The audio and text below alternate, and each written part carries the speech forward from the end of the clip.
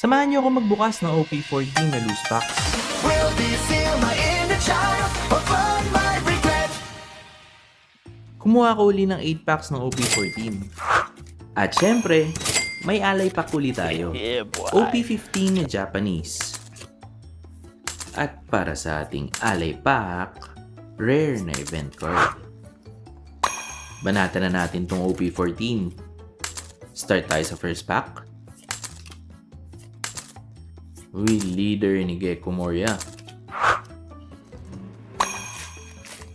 Ang pagkakaiba pala nito sa ibang sets, dito sa OP14, 7 yung leader cards.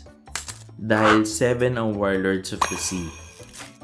So yung mga leaders na yun, sila Lo, Jinbei, si Boa, Doflamingo, si Crocodile, tsaka yung nakita natin kanina, Gecko Moria.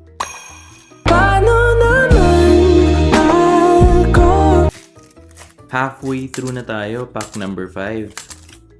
Although ang hinahanap talaga dito is yung manga ni Mihawk, ako, personally, gusto ko din makakuha ng SP Boa. Ito yung isa, si Crocodile. Arlong, rare. So maraming nalilito si Arlong, hindi siya Warlord of the Sea. May connection lang siya kay Jinbei dati, kaya parang naiisip mo Warlord din siya.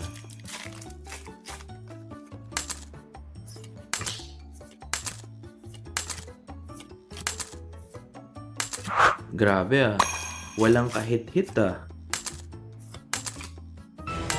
Okay, last pack magic. The best guy funded nana mana regret. Ayun. Bawi na lang tayo next time. Ganun pa man, enjoy lang tayo sa hobby. See you on the next trip, and God bless.